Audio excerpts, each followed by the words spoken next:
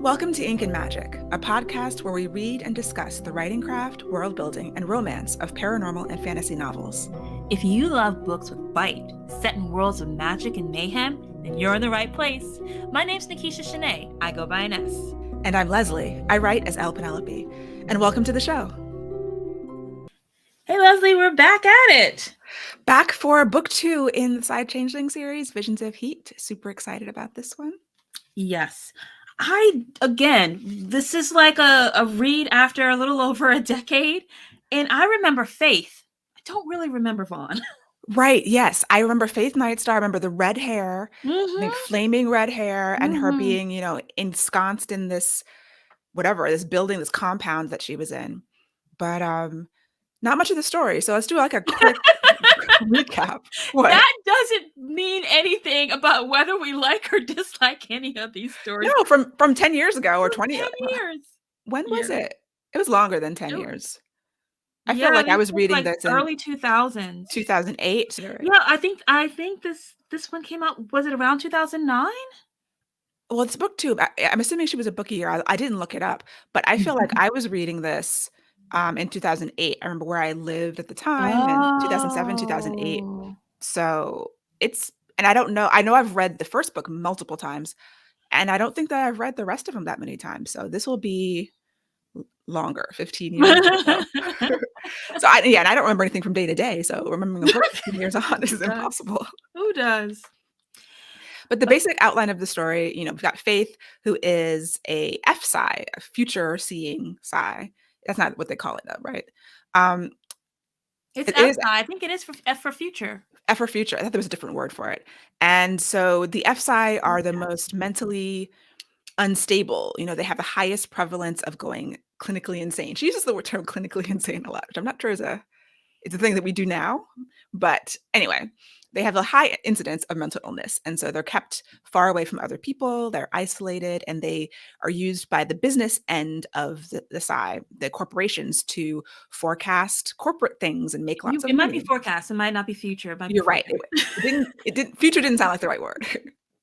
Whatever it was. But right there, what you said, I want to interrupt you for just a second, what you said about forecasting for business, because that's not what they were originally doing. They were forecasting life, almost like fortune tellers, but like for real. Yeah. And it came up in the first book, with a serial killer. Like they could have stopped murders. They could have stopped criminals from harming people. And after silence, they sort of pulled back from the rest of society, the other races, and now they're only doing it for business reasons, for money. And Faith knows that she's worth billions of dollars because she's one of the best. And yeah, this is her life. And so then we have Vaughn, our jaguar shifter, who was adopted into the pack of leopards, and after another horrific tragedy with his family. And he senses her. He senses her. He sniffs her out, sort of, and she's ready to, she feels, again, it's very similar to Sasha and Lucas, both of their sort of internal issues. She's afraid she's going crazy and that she's going to be not put down, not rehabilitated because she's too powerful, but farmed out for parts, like something even worse. Yeah. And, he has this familial tragedy in his background too. So there's a lot of parallels. What really interested me, because I love a meet cute, I love watching how authors choose to do their meet cutes, was Nalini saying she kind of delayed it. She delayed the meet cute. It was like almost like sniffing it out, like you were saying. Like not only did Vaughn sniff her out, because Faith lives on the edge of Dark River territory. Right. Her compound. She's never been outside of her compound, or rarely has ever been outside of her compound, even outside of the home that she lives in by herself, and she's guarded. But she senses she's being watched as well. And Vaughn is sensing that something is going on really close to our property, but neither one of them make a move towards it in the first couple of chapters. And I love that anticipation of it's going to happen. They're going to bump into each other. I love that building anticipation. Yeah, like it was the progression, the hook is so strong. We're both hooked. And then there's also early on, that competence porn that we talked about in the episode for book one, Faith, she has taught herself all these skills. She can climb the fence. She's been preparing for this. She's had these visions that she didn't really know what she was preparing for, but she's ready. And so when she feels herself, I guess she feels her mind sort of, going, and she's afraid of her future. And she knows that Sasha Duncan got out of the sign up, and she knows Sasha Duncan is someplace close by. So she needs to talk to her. And Sure. she's But before we get out of the compound, let's okay. stay in there for just a second, because one of the things that I notice is that when Faith is being described, when she's describing herself and when Nalini's voice is coming through, because Faith is she's in a chair and that's how she's doing her work. She's in this really comfortable ergonomic chair for hours at a time. She forgets to eat. She can sleep in her chair, and I'm like, she's a gamer. Not And really, also, but yeah, I mean, there's a lot of similarities. And it monitors all of her vital signs. And so they can tell what her heart rate and all of her emotions it and was things like so that. intrusive. Yes. If she fell, somebody was online like, what What happened? happened? Because Yeah. she's so and it wasn't just that, oh my gosh, poor Faith. No, it's our commodity Our could be investment. damaged. Our investment Right. could be damaged. We need to figure out what's happening. So they would have to tell her, they would be monitoring her intake, and they would have to tell her, hey, you have not eaten enough. And once again, food is pleasure. Like Faith is just, she's just consuming the correct amount of calories, and that's all she's caring about. And I mean, actually, I think it's kind of relatable. Like when I'm writing or coding or something like focused in, I don't eat. Like it would Oh be nice to God. have someone like bump in and be like, "Hey, you need to eat some food. Here's some food." I'm like, "Okay, great." An omnipotent voice. I'm like, Leslie, your carbs are low. It's time to refuel. Yes. So right, so Faith is living inside this compound by herself, but she is completely monitored and she is also guarded as well. So not only does it start there with her in this compound guarded and watched, the first thing that we learn uh, uh, externally about Faith, or a plot point about Faith, is that her Mhm. sister was murdered. Right. Yes. And actually feels it. Like she doesn't know that she's feeling that moment, as part of her future seeing power, but she realizes very quickly that that was actually the moment that her sister died. And she wasn't close to her sister. She'd only ever seen her a couple of times, but even though she's Psy, and even though she considers herself a proper Psy, she was monitoring her sister's progress, through the net, and felt some sort of familial connection to her, even though they were kept apart and they don't have these emotional family relationships as we know Yeah. them. Yeah. So when this starts to happen to Faith, and she feels almost possessed by it. Mhm. Again, Yeah. through not necessarily through dreams, but through her visions. She feels what is going on in the killer's mind. She feels him stalking people. She feels him actually commit the murder. And she thinks something is wrong with me. And I know, like Leslie said, I know that if I tell, Yeah. I could be farmed for parts. So Yeah. she makes the decision, knowing about Sasha, she makes the decision to climb over her gated enclosure. And who does Yeah. she meet, Leslie? And then she meets the hero. This is a meet cute for the ages, right? Well, first of all, she steals a car. She climbs the fence, steals a car. Like the competence porn is great. I'm like, she has been training, even though she's not a physical, force. She seems very tiny. She's described as being very small. But there's a car out there. She steals it, and then of course there's a jaguar in the road that Of stops course. her Why wouldn't because there Vaughn is be? like, what's happening here? What are you doing?" Because again, he senses that something is about to happen. Um, what I found interesting with, because Vaughn stays in his shifter form for a long while. Faith knows that this is a shifter. She gets that, but he's not showing himself to her. Um, what was interesting is Vaughn takes her watch, and I loved how possessive he was just over the watch as he Yeah. takes the watch back, because they're very close. Faith's compound is very close to Dark River territory, and he's like, yeah, you're not coming on Dark River territory. I don't know who you are. You're still linked into the net. So he takes her watch and he goes and takes it to Sasha and Lucas to try and figure out like what's going on here. Right, because sh you know, she had said, "I need to talk to Sasha," and it's like, that's his alpha's mate, you know, no one gets we have to see what Lucas has to say about this, and he has to hand over the watch to other people, and he's like when they have it, he's like, "Arr," until he gets it back and he keeps it, so they have literally just met, and he's already the feelings are there in that those moments, which is always, like, one of the delicious things about the romance is, like, seeing the then before they even know what's happening, we see what's happening. It starts to plant this thing that keeps happening, this particular theme that keeps happening in this story of where do your loyalties really lie? Do they Mm. lie with your pack or do they lie with your mate? And or your corporation, your family Mhm. group on the side, Yeah, you know, side, all of or that, yes, you are right. But if we remember from the first book, Vaughn was the most standoffish to Sasha. He was like, "No, I do not want you in my head. You need to show me how to block," and all this stuff mm, because he doesn't wanna be too close to anybody because of his tragic past, which we'll get to in a bit. But I thought that was interesting that it already starts right there. He does not want anybody else to touch that watch because he's possessive over it. and from their first meeting, you know, he shifts into human, but out of her sight, so she doesn't even see his face for chapters, I think, but he's already encroaching on her space, he's, like, touching her a lot, and, um, it's very intense, he's very captivated, and so, yeah, it starts so soon, and even but I don't think he knows, you know, what he's feeling, what he's doing, and Vaughn also is the one who's the most close to his animal. I think. Mhm. They say that. So because of what happened when he was a kid, he had to stay shifted for a long time. His animal is very close to the front. He sort of has his hair and his eyes are very in it while he's in human form, very sort of close to his animal. Yeah, and the animal immediately wants her, wants to sniff her, wants to touch her, and he does. So when he does shift, he starts to immediately touch her. And Faith, Mhm.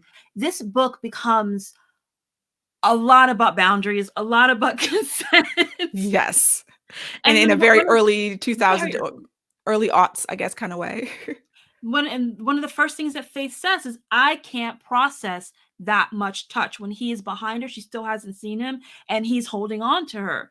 And she says, "I can't process that much touch." And she keeps warning him, like, "This is not normal for me. This is not good behavior for me. This is a problem for me." And But then she he's not literally listening. passes out. Yeah.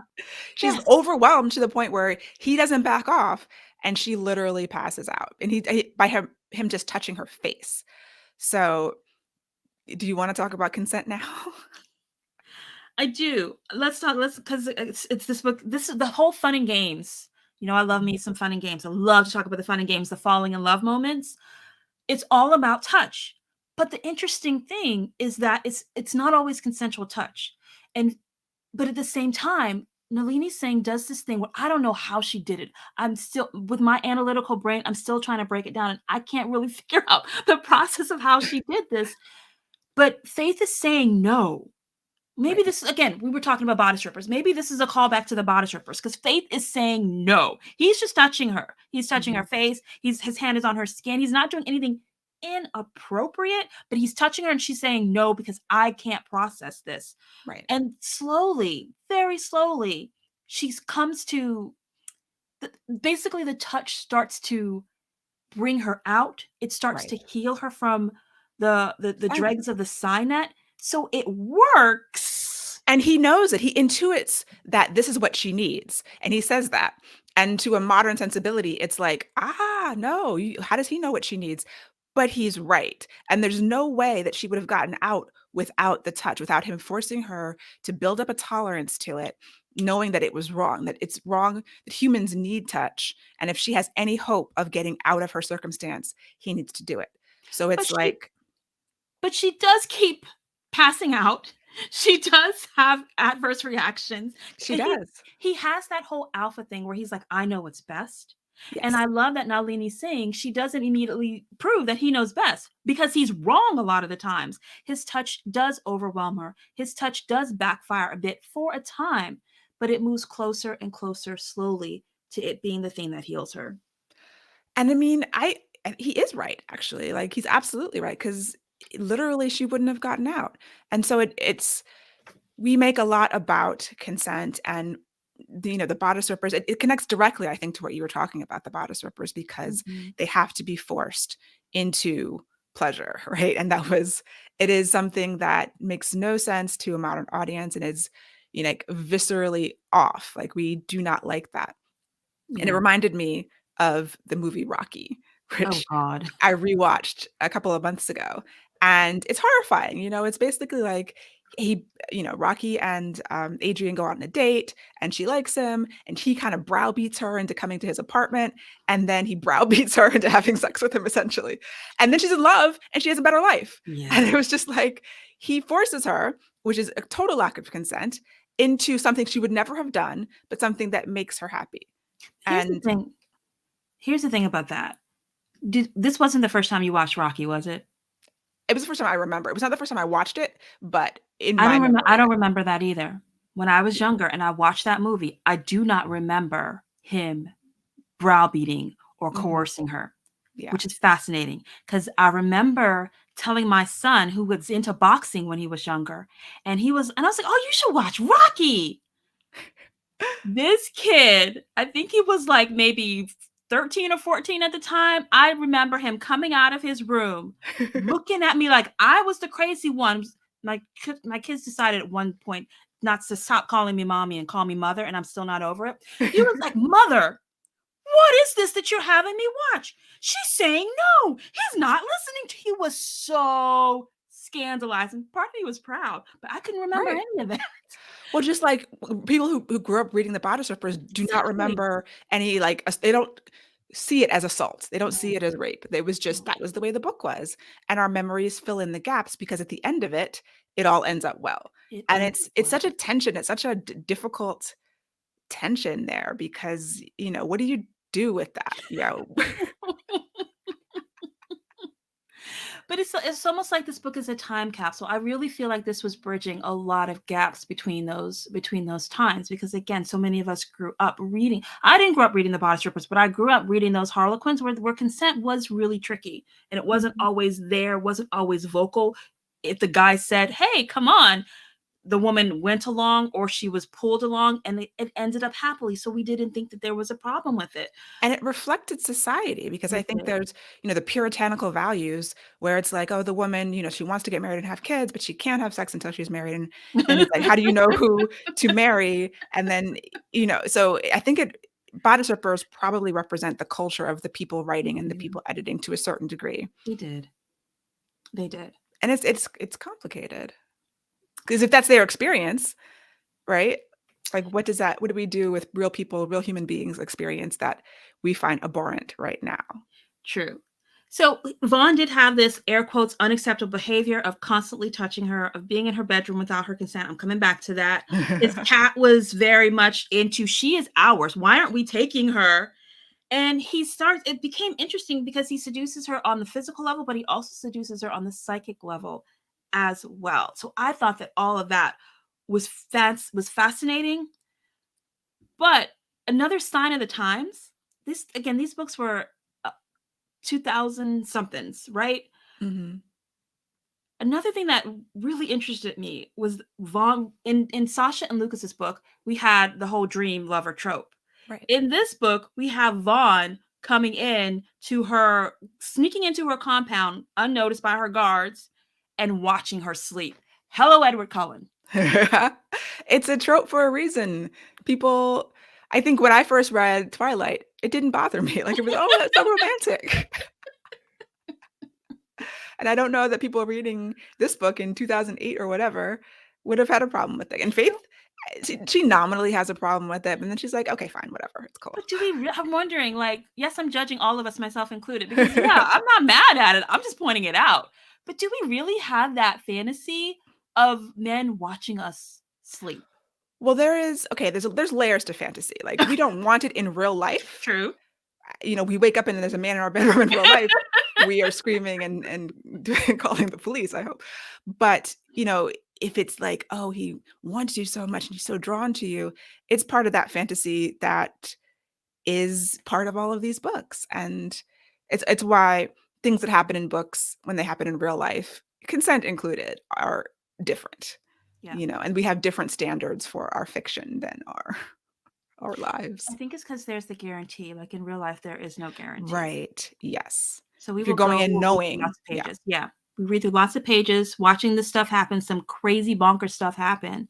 But we deal with it because we know we're gonna get what we feel like we deserve. The character's gonna get what they deserve, and we're gonna get what we deserve. So And we know the hero is good. You know, we know this is the hero who's mm, watching her sleep. This is not a fair. creepy stalker, serial killer watching her sleep.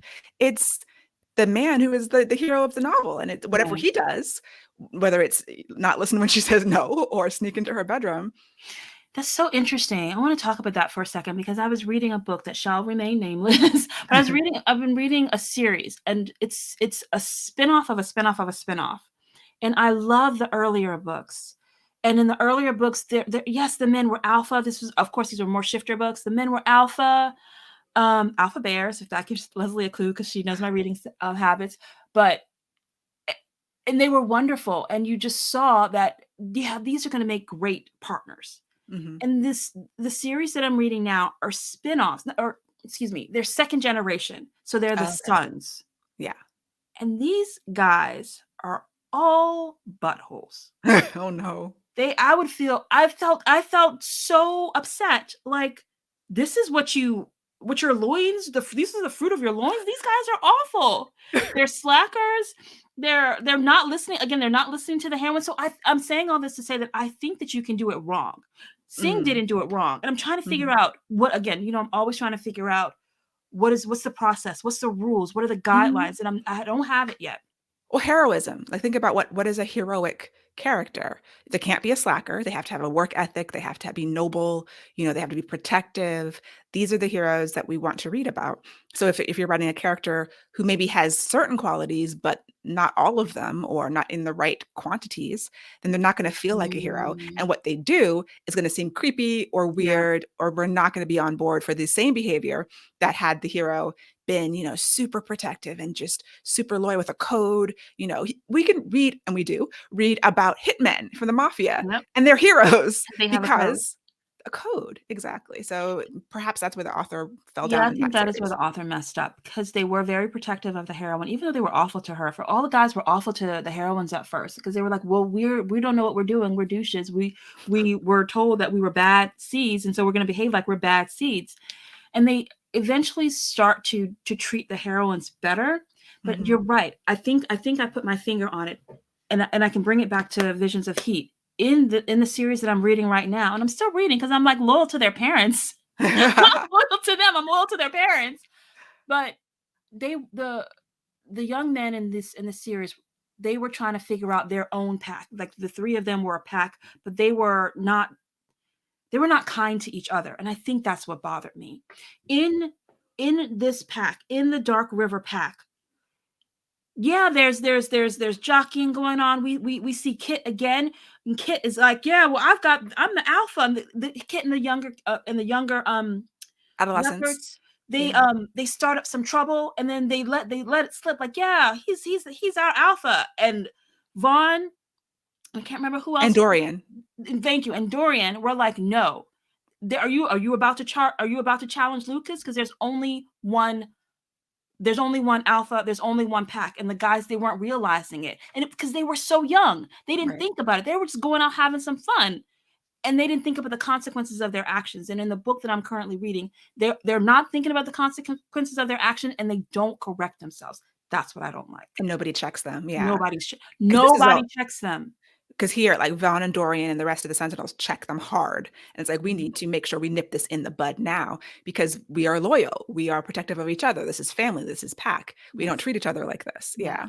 So the values, it goes back to the values. And I think that goes back to the theme of the books, of what, Mhm. the Nalini Singh's books, especially. We're always talking about found family. We're always talking about, supporting each other, Mhm. and that weaves into the heroine and her values and the hero and his values and how they are able to come together. Excellent point. To bring it back to Vaughn being in her bedroom while she's sleeping. Faith wakes up from a nightmare, and the way that Vaughn tries to calm her down is he threatens to kiss her. And that snaps her out of it. Hugs and kisses become weapons. Yeah, yeah. I mean, and the nightmare is one that's, when she's drawn into the killer's mind, it's another serial killer. He killed her sister, he's going to kill someone else. And she's actually being drawn into his mind and she can't get out. And so she needs something like otherwise, there could be like a slap in the face, like, get yourself together. This is a kiss. This So is a kiss. which one is more of a weapon? um that becomes interesting though, because we start this series with silence. We start Mhm. with the rules of silence, and we start with silence was put forth to try to get rid of all the emotions, to stop the killings, and it Mhm. hasn't. There's Yes. another Psy killer in this book. And we know from the first book there's like at least 50 more active that the council has been hiding. So yeah, this is going to be a theme coming throughout, that the silence was a failure. I mean, maybe it reduced the number of serial killers. We don't really know the details, but it hasn't eliminated them. And yeah, this one is pretty awful. Yeah. But Vaughn sees it. He's able to see the shadow around Faith of this person Yeah, and doing it's these killing. interesting that it manifests itself visually. I don't know what that means in terms of the world building, because she's very clear about certain things. The signet, it's mental, and we get great images of, she visualizes a mental construct very well. But in this case, it's this kind of mysterious thing where Vaughn can see a literal shadow, which represents this horrible serial killer who's drawing in Faith. And I don't remember from the rest of the series if that comes back in other ways. It's sort of an anomaly in terms of the world building and what is he seeing? What is this Yeah. physical manifestation? However, so like, she wakes up, he's there, he threatens to kiss her, she calms down, and then in the morning there's all this domestic porn, which is a thing that I'm learning that readers nowadays really like. There is She's making he's making coffee for her, he's making eggs, and again, just like Sasha with the chocolate chip cookies, this is a new experience for her, because this does coffee have any coffee drinkers don't at me, but does coffee have any nutritional value?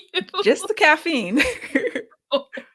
I haven't heard the term domestic porn, I don't think, but yeah, It's You're that's finding it a lot. I was talking with I've been doing a lot of academic romance studying, and I was talking with this professor of romance, and she was saying she's finding it a lot in young adult, especially young adult young adult and new adult reverse harem, where they like to watch. The kids will study together. And yes, there's such a thing as young adult and new adult reverse harem, where it's clean and you won't get a kiss for like books and books and books, oh, but they're studying together, they're cleaning the house together, they're doing all this wow. domestic stuff, and the readers are eating it up.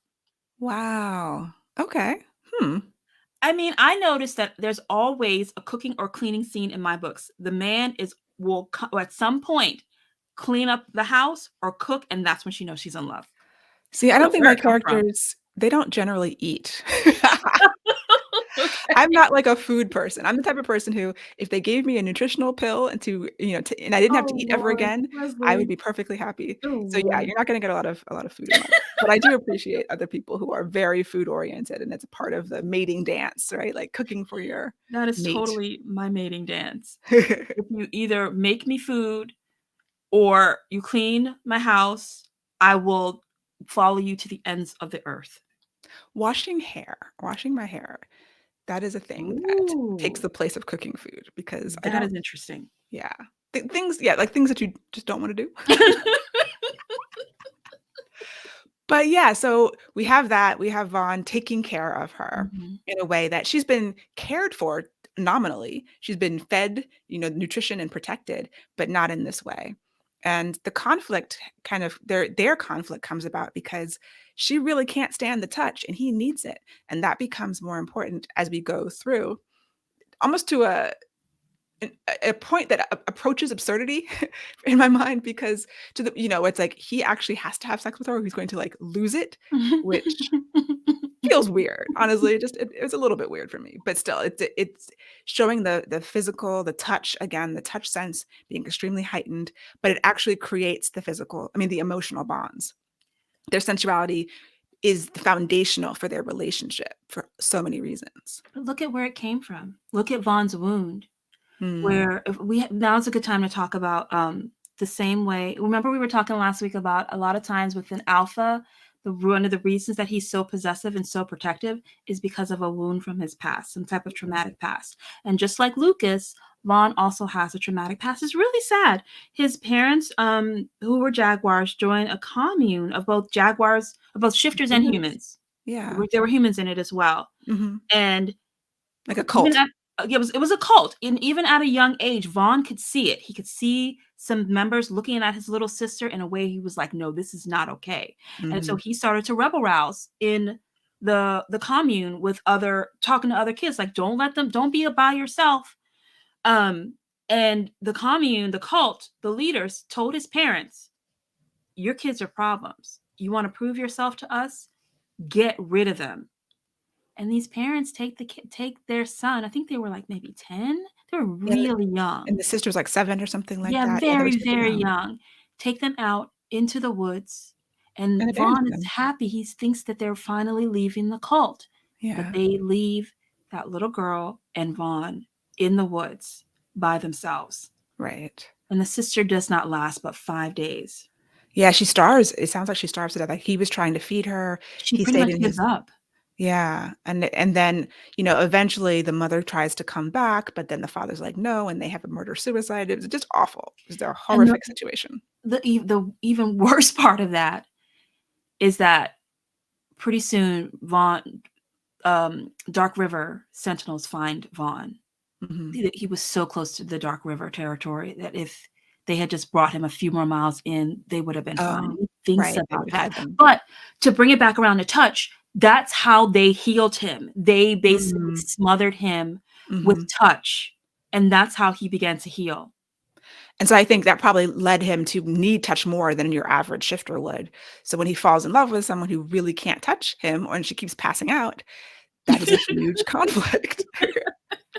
And it's interesting that Faith's wound is what we usually see from the alpha. It's like, "I couldn't protect my sister." It becomes, "I had this Mhm. vision. I should have been able to stop this. I need to stop this. I can't. I should have been able to protect her." Yeah, And that really motivates her to keep trying in the face of the danger that she's in. yeah. 'Cause her shield, she does feel like it's funny because she does feel like her shields are breaking. She thinks that this serial killer is getting into her because there's something breaking in her. There's something wrong with her, just like Sasha thought that there was something wrong with her. Mhm. Um, so there's at some point where the touch is getting too much for Faith, and she slaps him, and she's thinking again that it's still her fault that this is happening. She's thinking, "I just hurt somebody and because I'm having a mental breakdown. This is why I did it." And I thought that that was because again, Sasha was like, "Oh no, I'm feeling something's wrong with me." Yeah. And, yeah, Vaughn's not really upset about the slap at all. He's like, No, "Oh, good. I it's just deserve a that. little thing. I need But a strong mating is mate." but mating is a compulsion to him, and he's really Mhm. not giving her a choice about it. But at the same time, he's panicking and anxious because she's not shifter. Right. She's not changeling. So the bond isn't the same. Like if she rejects him, that's it. Because they only mate once, they mate for Yeah. life, yeah. So we get our fated mates trope that people love so Mhm. much. You get that part of the knowing how it's going to end, but it is pretty bumpy. Mhm. So it then also becomes because Faith, remember, is still tacked into the net. And not only that, the council is looking at her because remember, a council member died in the last book, Courtesy of shifters. courtesy of shifters. And the council needs to fill that seat. And they are looking at Faith and they're looking at another person, Caleb, who The we will introduction of Caleb Krychek yes, to the series. yes, who becomes very important later. We will get to that. Right. But so Faith is being looked at by the council. The council is coming to visit her and trying to suss her out. And at the same time, Vaughn is still trying to suss her out too, even though he knows that this is my mate. And at a certain point, she is connected to him. The mating bond is there at the same time as that she's still in the signet. And that becomes, a potential problem. Mhm. And she still doesn't I don't think they don't trust her enough to reveal to her how she can exist outside of the signet, so They she don't, doesn't not for a know very about the long web of time. stars. But, there's a So lot of go on. so she has to choose between the net, because that's her family. That's the only world she's known. She has to choose between the net and Vaughn, but Vaughn is also having to choose between his pack, because his pack is Mhm. like, she's not coming up in here if she's still connected to the Right. side net. So he's having to make these choices, and it became really interesting to me to watch, like, what's going to win out here. What is the actual dynamic? What is the actual hierarchy? Is it going to be pack first? Is it going to Mhm. be mate first? Yeah, and I mean, and it's always really it's both, but it's mate first. And Mhm. and the pack understands that. Once they really get that, oh, this is his mate, then it's like, okay, things shift and change for them. And they have to accommodate that, but they have to figure out how they can help Faith and stop ultimately stop the killer that's encroaching on her mind. Yes. And Faith talks about, so Vaughn is, at some point Vaughn's like, that's my mate. It's going to be mate first. But for Faith, it's not that easy, because she doesn't know anything outside of the Signet. And Sasha has a job now outside of the Signet, and Faith's kind of like, well, what am I gonna do? Like, what would I be if there was even a chance for me to come out of this? And she starts to talk about, if she was to leave, if she was to basically defect, like, remember during the Cold War when Russians would defect, Right. if she was going to defect, she's thinking of herself as an economy. She's thinking, well, what would happen to the guards? What would happen to the people, the Right. MSI, who the medical side, who watch over her? What will happen to those businesses? She's not even thinking about herself. She's thinking about all these other people that she's going to let down and lose jobs if she decides to leave and save herself. Right. Because I mean, the economy is based in her family corporation. It's based on her as the future seer. So it's just more, that's heroine behavior, right? It's to be Mm-hmm. concerned about others more than yourself. Yeah. And so that's part of the values that we love in these books. Another thing that becomes interesting too, which starts to make you root for her to not leave the net, is she starts to talk to the net mind. Yes. That was, so Mm-hmm. we introduced that. Well, we learned about the netmind in the first book, but we see that she can communicate with this netmind. We know it's some sort of entity that is, how would you describe it? It's like, Artificial intelligence. I guess, yeah, the AI that manages the Signet. And she sees it as very childlike. And it's Mm-hmm. sort of like an ancient child. So it doesn't speak in Mm-hmm. words, it speaks in images and feelings, but it knows her and it's been protecting her. And then she learns that there's not just the net mind, that because of silence, it's been split into the Yeah. dark mind and the net mind. And it shows her the two versions of itself, or it's, I guess, a twin, like the evil the evil twin Yeah. version of the AI. Yeah. And that just goes back to reinforce the theme of family. It's the silence caused this harm to this, benevolent AI, I guess, or benevolent Mm-hmm. creature. It's a sentience that knows about all of the quote unquote broken side, the people who are waking up from silence, Mm-hmm. and is actively Yes. protecting them. And Yes. that's really awesome.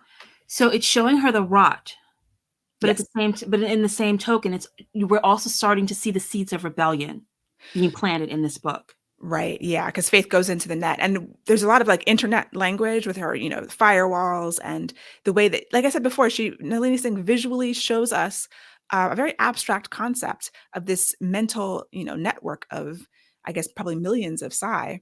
But Faith is looking for information, and it shows. We saw how Sasha snuck around in it, and then we see how Faith can sneak around Mm-hmm. and, overhear chat rooms about people, Mm-hmm. wondering what happened to Enrique, why did he Mm-hmm. go, what's going on, people being dissatisfied. So we are in this book building the lore of the series, building the conflict that's going to take 15 books or so to to come to a head.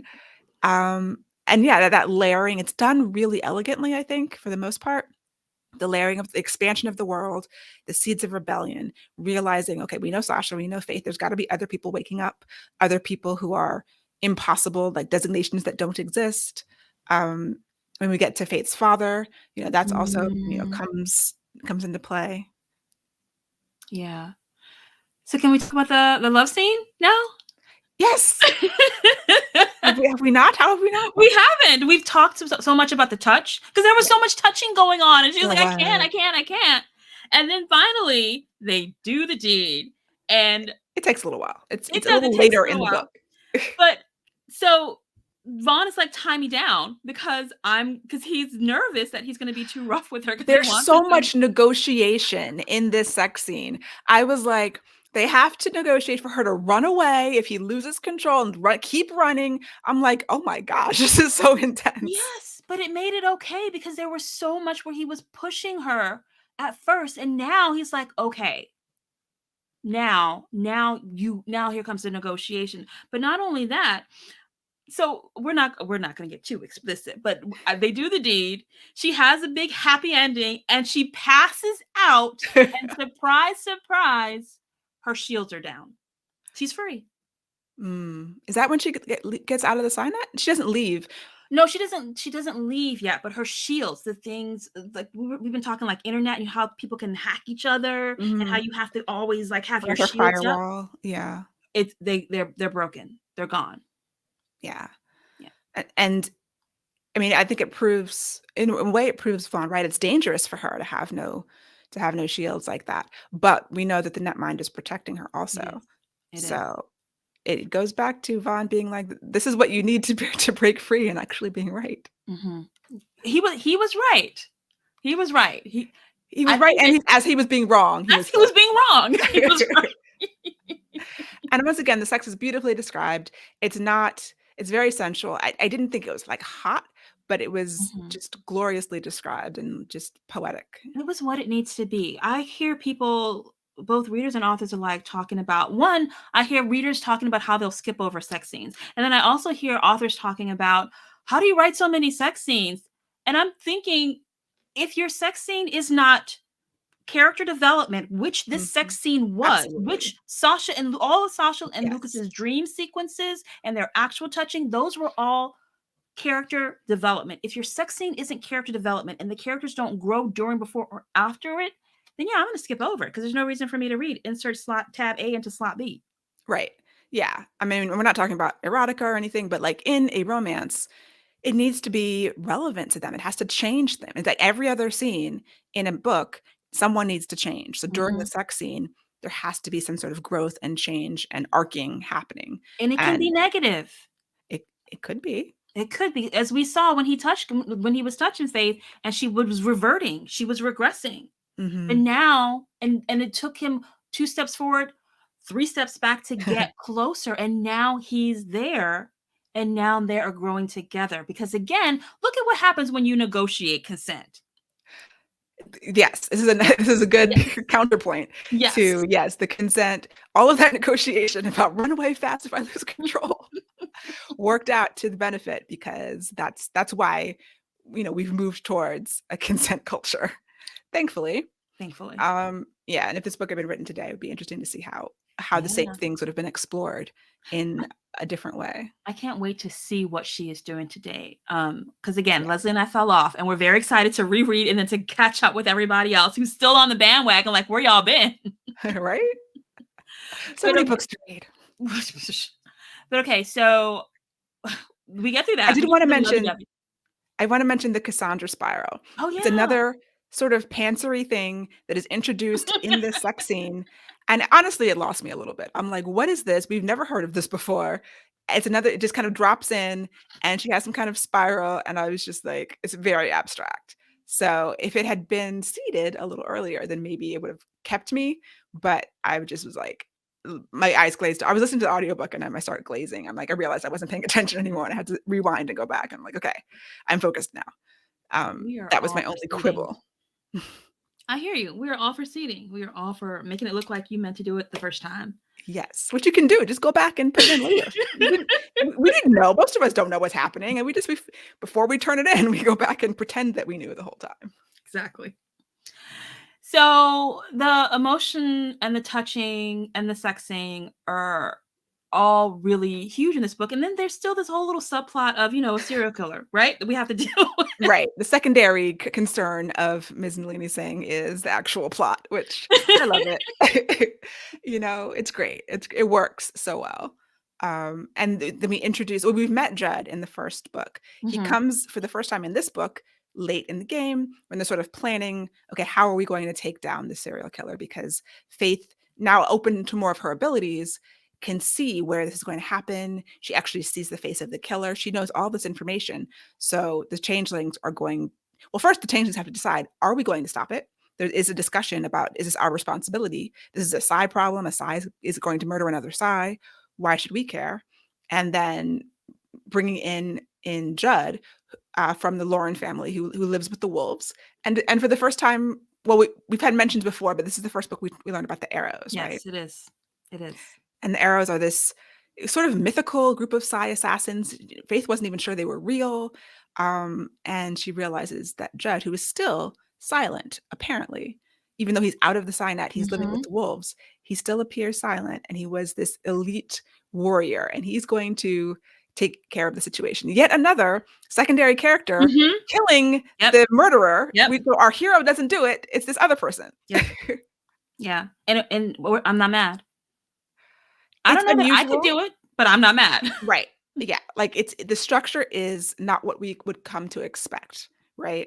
Where the story question of course, story question is not whether they will capture the serial killer. The story Mhm. question is whether these 2 people will get together and how will they make it work. Yeah. So in that regard, because if the story question was, "Are we going to capture the serial killer?" Then one of the hero or the heroine needs to do the capturing, just by the laws of story structure.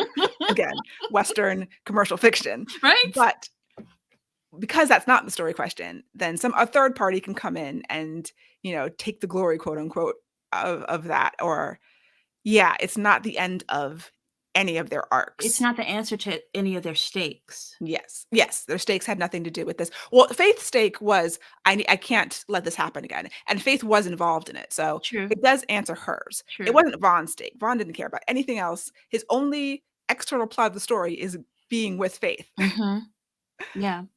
Which did we were talking a little bit about conflict because you were kind of like, does this conflict work? Because it's not you didn't feel like it was enough, but I Mhm. felt like it was because she was in the sign that she was up for counsel.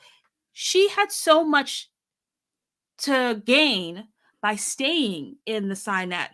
But she was Mhm. looking at Vaughn. She's like, well, what do I have to gain over here? You're gonna keep touching me. And then what? I'm gonna live in your little den. Like, what exactly am I gaining here? But Right. she does see that she does gain a lot. And Faith had an arc, an external arc, more so than Vaughn. Like Vaughn's Mhm. story is really in support of Faith's. And Mhm. I think in the first book they were more equal in terms of their external. And it's not necessarily criticism because I still was Mm-mm. drawn through Mm-mm. this book, and he was just so intense and so, she needed that push and that the reason to leave. When she could have been one of the most powerful Psy, and she's already one of the richest. Like, Mhm. it's just interesting that is how she just chose to That structure the is story, and that it still true. works. That is very true. I'm thinking about that because even though Vaughn has alpha tendencies, doesn't this make him a beta? I the word beta isn't used in these packs. Mm-mm. He's not There's only one alpha, so He's he's one not alpha. alpha. He's a sentinel. He's He's high a up in the sentinel. chain. Could he have been the alpha of a jaguar pack maybe? I mean, we don't go We into don't know. that. We don't go into that. But I'm saying his devotion to faith Oh, does and that her make him beta? goals, does that make Oh, him a beta? interesting. I don't know. That's a good question. Mhm. We would love to She's hear. definitely gonna be the breadwinner of the family. Yes. She's kinda like that woman who kinda had what is that song, Shanti's Got a Man at Home? She's totally a Shantae. Even though he's out roaming, doing the Do patrolling. Does being a sentinel come with a salary? I mean, I assume at some Oh, point no. they have to make some money, and they go to the business meeting, so they're employed by the corporation in some way, but we don't know what job Vaughn has, other than being a sentinel and patrolling, so maybe He's he an doesn't. artist. He's an artist. Right, yes, he's a sculptor, right? We get a little bit about that. I feel like there could Mhm. have been a little more sculpting, but Well, yes. always, yeah. Yeah. So, but does he sell the sculptures? We don't know what he even does with them, or maybe I missed that, I He just forgot. makes them. No, I don't remember either. I know he just makes them. I don't know if he sells them or anything. Yeah, so he's a pure Huh. artiste. Hmm.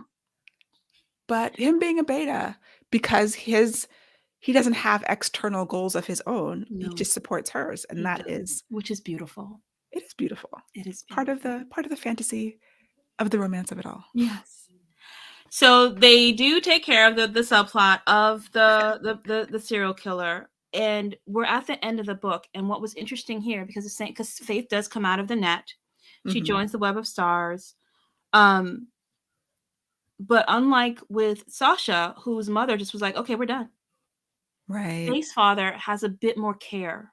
Yes. He's still silent, but you can also Is see he? there's, or is he? He does. There we see a bit of rebellion within him Mhm. too. Yeah. So I guess maybe he is still silent, but he might have broken. I got the feeling that the hint was he was breaking silence, but still pretending because he was going Mm, to be a part of the rebellion. Because we know that he had this other child. So, Faith's sister died. That was his daughter. There's another brother of theirs living in the Caribbean somewhere who, Faith doesn't assumes that her father has no idea about, doesn't even know his name. And the father's like, oh no, I keep tabs on him. I see him twice a year. And Faith is like, what?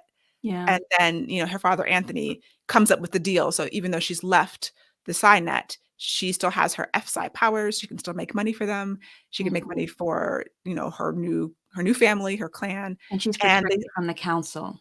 and yes, and she needs a way to be protected from Caleb From and from the Caleb, council. we didn't really go because there's not a whole bunch there, but one of the things that she was worried about, because a lot of people that kind of came up against Caleb disappeared.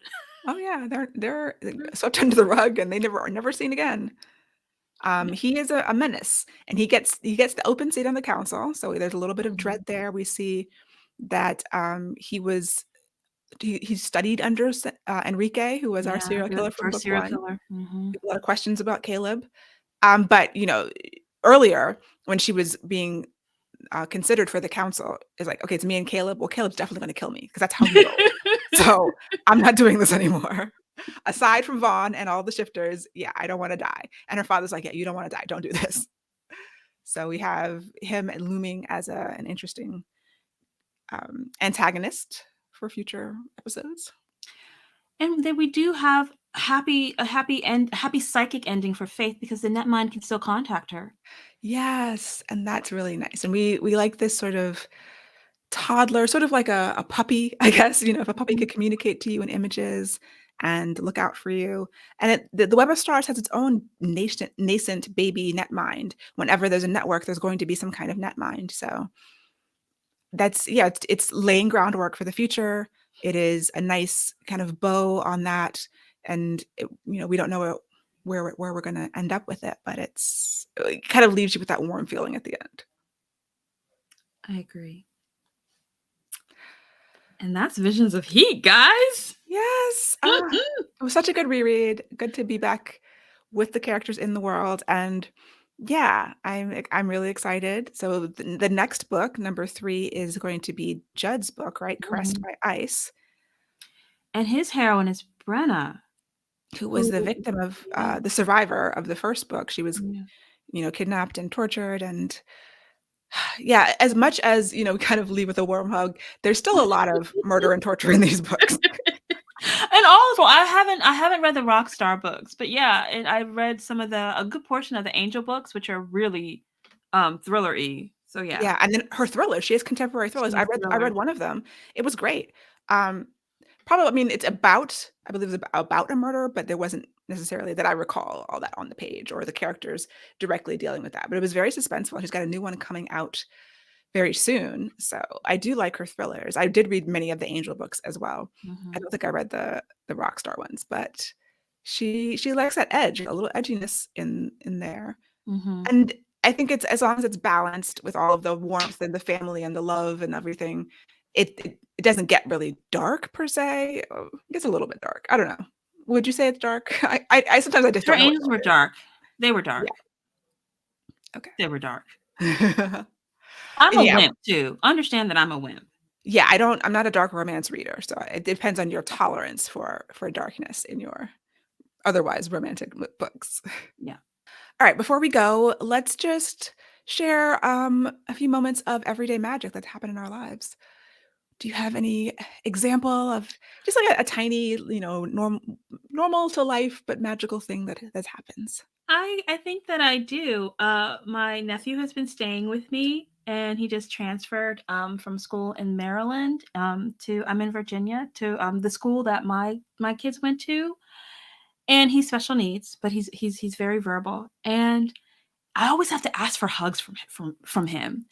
And I'm pulling up to the school and I'm hearing him saying, "I'm gonna be fine, Aunt Quiche. I'm gonna be." And he's like deep voice, his little tiny kid, it's a deep voice, like, "I'm gonna be fine." And he gives me a hug from the back of the car, and I'm just like, "Oh my gosh." Oh. It was a great piece of magic. Him, getting over his fear, Mhm. obviously being afraid. And he had the greatest day of school. Oh, I yay. yeah, I feel proud, like I did something with Right? with that school. I was like, "No, I just pointed, like, go to that one."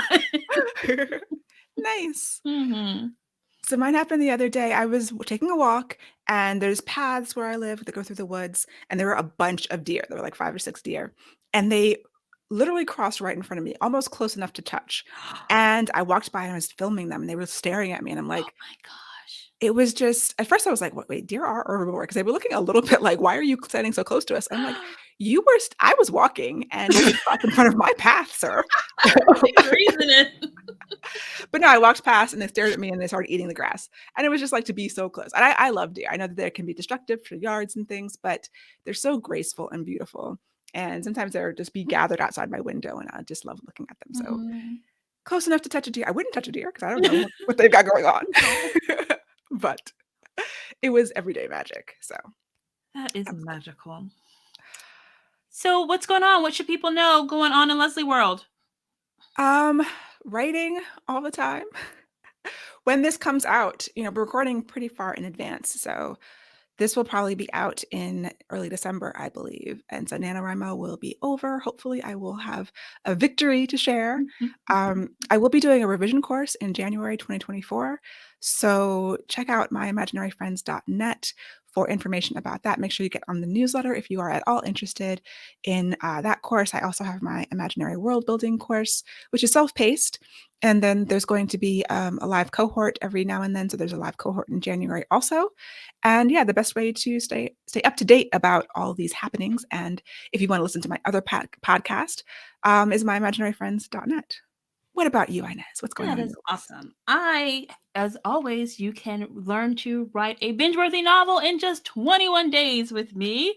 If you want to take my patient or pacing course, which is at ineswrites.com/PTP for patient or pacing. And if it's December, I will be opening up my 4 books a year course. You can find out the same information at that same link. But I have 3 pen names, and each of them writes at least that many books a year. And I will show you how I do it. But not only that, this is going to be a mentorship. No, excuse me. This is going to be a mastermind course. I am not, I suck at mentoring, but I'm great at nagging. I'm fantastically organized, and I'm the best cheerleader that you will ever have. You can ask Leslie for that. And Absolutely. so if you want an organized nag to cheer you on, then 4 books a year is the course for you, because not only will we be talking about writing, we will be talking about how to then also market those books as well, so that you can be making some moolah in your pocket. Excellent. Sounds awesome. Thanks so much for joining us, and let us know what you think. You can leave a comment on YouTube with your thoughts on the episode. You can also share it with a friend who loves romance. And please remember to rate and review us on Apple Podcasts or Spotify. And you can always check out our book schedule on our website, inkandmagic.net, so that you can read along with us. And we will see you next time. Bye, guys. Bye.